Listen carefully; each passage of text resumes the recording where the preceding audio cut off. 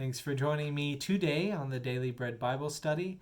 There are a lot of twos here for day 222 for Sunday, August 9th, 2020, focusing on Jeremiah chapters 2:2 through 2:4.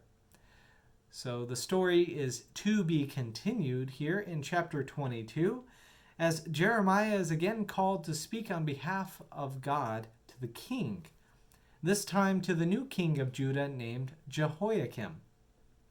Jeremiah 22 verse 4 starts, "If you will indeed obey this word, then through the gates of this house shall enter kings who sit on the throne of David, riding in chariots and on horses, they and their servants and their people.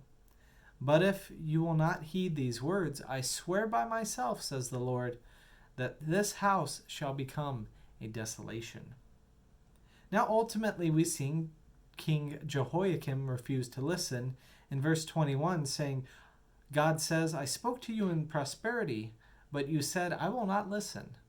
This has been your way from your youth, and you have not obeyed my voice."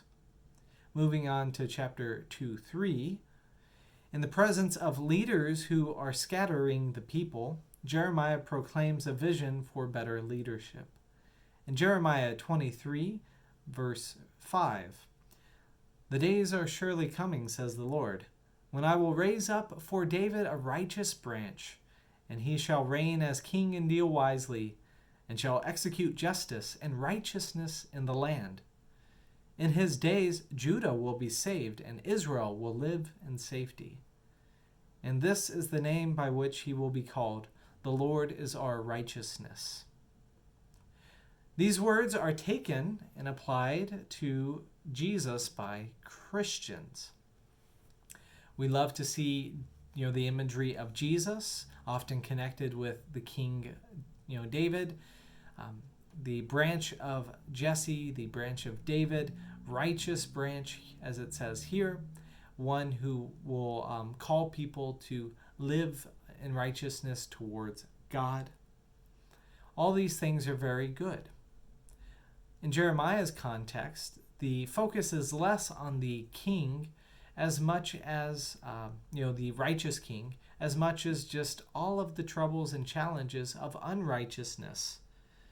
In Jeremiah's context, this hope for a righteous king requires the correction of, really, the kings of Judah, the prophets in Samaria, and the priests of his day and time.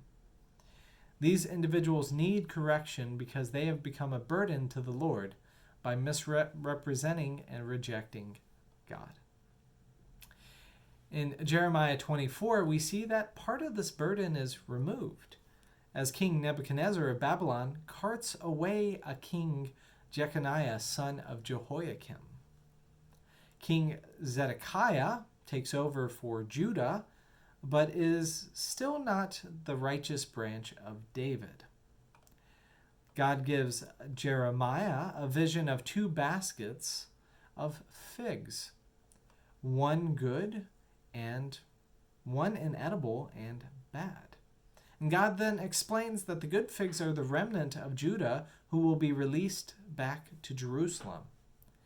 And God then compares the bad fruit in verse 8.